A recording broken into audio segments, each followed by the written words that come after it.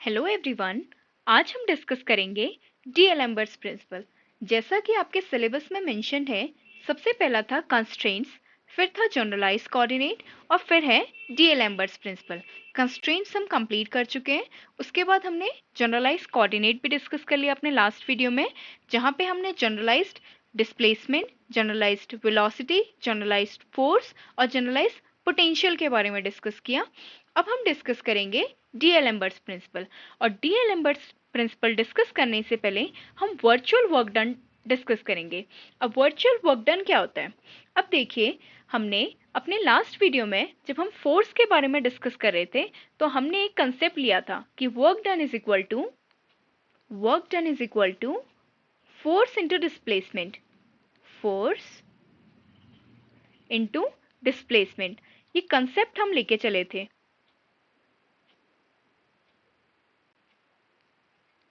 Work done is equal to force into displacement से हमने generalised force discuss किया था।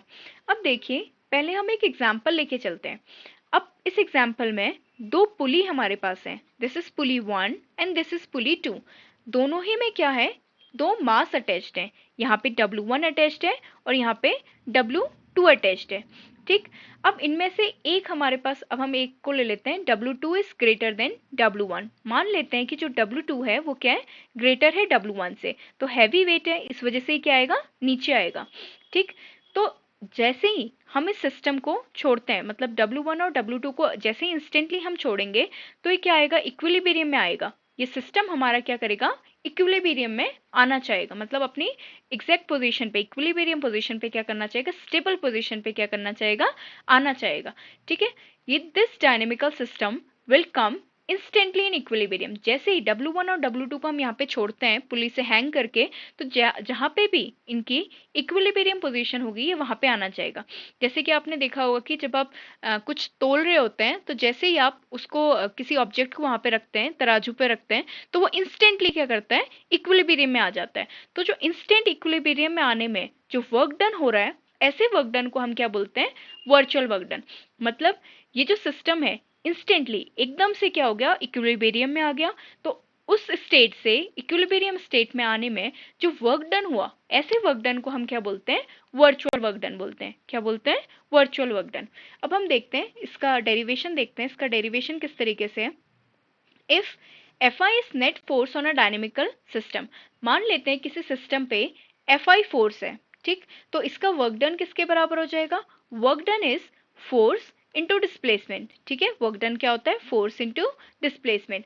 अब देखिए, work done instantly to achieve equilibrium is virtual work done. ऐसा वर्क डन जो इंस्टेंटली हो रहा है इक्विलिब्रियम को अचीव करने के लिए, ऐसे वर्क डन को हम क्या बोलते हैं? वर्चुअल वर्क डन बोलते हैं। अब इस Fi को हम दो पार्ट्स में लिख सकते हैं, Fa प्लस Fi। अब यहाँ पे Fa क्या है? फोर्स जो हमने अप्लाई किया है, और Fi क्या है? कंस्ट्रेंट फोर्स है। कुछ ना कुछ उस बॉडी में, अपना डायनेमिकल सिस्टम जो है उसमें कुछ ना कुछ इनबिल्ट कंस्ट्रेंट फोर्स होगा, और एक वो फोर्स होगा जो हम उस पर अप्लाई कर रहे हैं। ठीक है, तो देखिए, जो F था हमने उसको दो पार्ट्स में डिवाइड कर दिया, Fa प्लस Fi। ये क्या हो गया हमारा? Applied force. और Fi क्या हो गया हमारा? इंटरनल फोर्स बोल सकते हैं, या फिर हम इसको क्या कह सकते हैं? कंस्ट्रेंट फोर्स बोल सकते हैं। तो हमारा जो इक्वेशन था, W is equal to summation I is equal to 1 से लेके n, F की जगह हमने क्या लिख दिया? Fa प्लस Fi इंटू में डेल्टा Ri। ठीक, अब इक्विलिब्रियम के कंडीशन पे, अब हमने जैसे खुद ही बताया कि इंस्टेंटली क्या होता है? इक्विलिब्रियम में आता है। और इक्विलिब्रियम में आपको पता होगा कि जो नेट फोर्स होता है वो क्या हो जाता है? जीरो हो जाता है। नेट फोर्स जीरो हो जाता है, दैट मीन्स जो Fi है वो कंप्लीटली क्या हो जाता है? जीरो हो जाता है। Fa plus Fi is equal to zero. ठीक है, तो अब जो वर्क डन होगा वो किसके बराबर हो गया? Summation Fa plus Fi delta Ri is equal to zero. इसीलिए ऐसे वर्क डन को देखिए, वर्क डन तो हो रहा है क्योंकि वो इंस्टेंटली कहाँ पे आ रहा है? इक्विलिब्रियम में आ रहा है, लेकिन वो वर्क डन क्या रिजल्ट दे रहा है? हमको जीरो दे रहा है, इसलिए हम उसको क्या बोलते हैं? एक वर्चुअल वर्क डन बोलते हैं। अब देखिए, Fa और Fi, Fa क्या है? अप्लाइड फोर्स है, मतलब जो अप्लाइड फोर्स के अकॉर्डिंग जो हमारा जो रिजल्ट आ रहा है वो जीरो आ रहा है। और Fi क्या है हमारा? कंस्ट्रेंट फोर्स है। अब जो concept of virtual work done है वो हमें क्या बोलता है, if work done by constraint force is zero. अगर देखिए ये हमारी कंप्लीट इक्वेशन थी, वो ही बोलता है कि अगर कंस्ट्रेंट फोर्स ने जो वर्क डन किया है अगर वो जीरो है तो अप्लाइड फोर्स ने जो वर्क डन किया है वो भी किसके बराबर होगा, जीरो के बराबर होगा। ये तो हमारी कंप्लीट क्या थी, इक्वेशन थी। इसमें क्या हुआ, अगर एफ आई ने जो काम किया है अगर वो जीरो हो जाता है तो एफ ए ने जो काम किया है वो भी किसके बराबर होगा, जीरो के बराबर होगा। यही हमारा क्या है, concept of virtual work done. ठीक, एक बार इसको दोबारा समझते हैं। Concept of virtual work done मैंने आपको इससे एक्सप्लेन किया इस एग्जांपल से। ये एक डायनेमिकल सिस्टम था, जैसे ही हमने इसको फ्रीली छोड़ा ये क्या किया, अपने इक्विलिब्रियम में आ गया। तो जो भी सिस्टम इंस्टेंटली अपने इक्विलिब्रियम में आने के लिए जो काम करता है, ऐसे काम को हम क्या बोलते हैं, वर्चुअल वर्क डन बोलते हैं। ठीक है, तो अब वर्क डन किसके बराबर होता है, फोर्स इनटू डिस्प्लेसमेंट। अब इंस्टेंटली अगर काम हो रहा है तो ऐसे वर्क डन को वर्चुअल वर्क डन कहा जाता है। अब जो एफ आई है वो कौन किस किस से मिलकर बना है, एक तो अप्लाइड फोर्स और एक कंस्ट्रेंट फोर्स। ठीक, तो कंस्ट्रेंट फिर हमने क्या किया, इस इक्वेशन में इन दोनों वैल्यूज को पुट कर दिया। अब इक्विलिब्रियम हमें पता है कि जो नेट फोर्स होता है that is equal to zero. इसी इक्वेशन में हमने क्या किया इसको हमने जीरो के इक्वल पुट किया। तो अब लास्ट में हमारा जो रिजल्ट निकल के आता है वो रिजल्ट क्या बोलता है हमको, कि work done by constraint force is zero. अगर कंस्ट्रेंट फोर्स ने जो काम किया है अगर वो जीरो होगा then W is equal to summation of F A delta R I is equal to zero. मतलब जो अप्लाइड फोर्स ने जो वर्क डन किया वो भी किसके बराबर हो जाएगा, जीरो के बराबर हो जाएगा। अब देखिए concept of virtual work done मैंने आपको क्यों पढ़ाया, सिलेबस में मेंशन नहीं है लेकिन मैंने फिर भी आपको क्यों पढ़ाया, क्योंकि लास्ट ईयर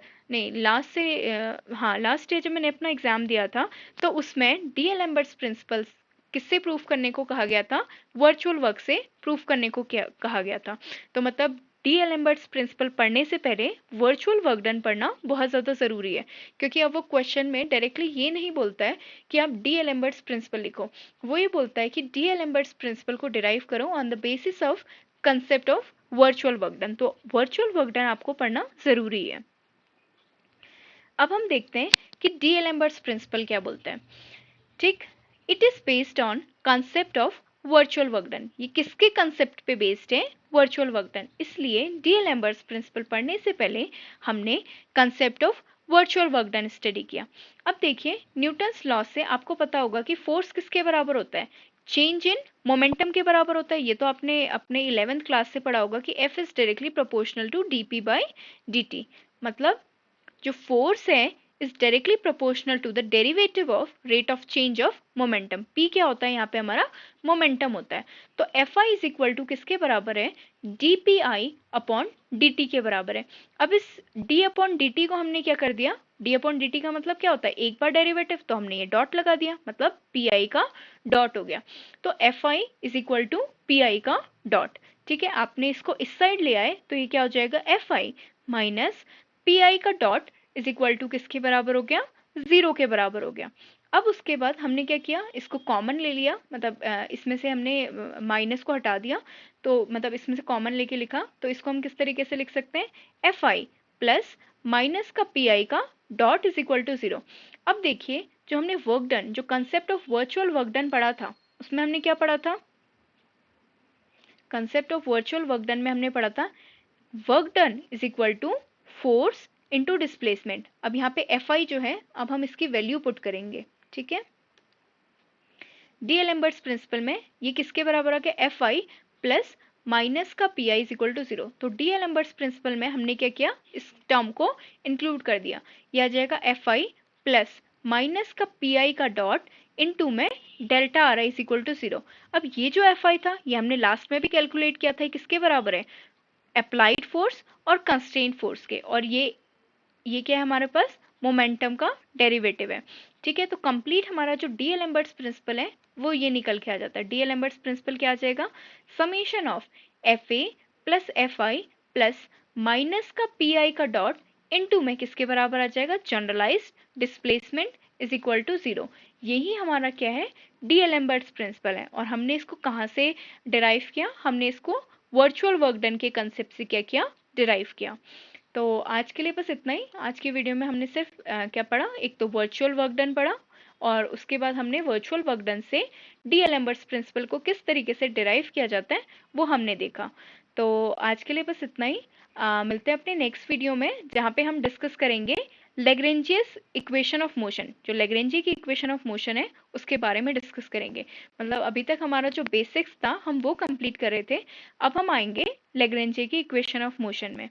तो थैंक यू। अगर आपको मेरा वीडियो पसंद आए तो like share and subscribe the video. Thank you.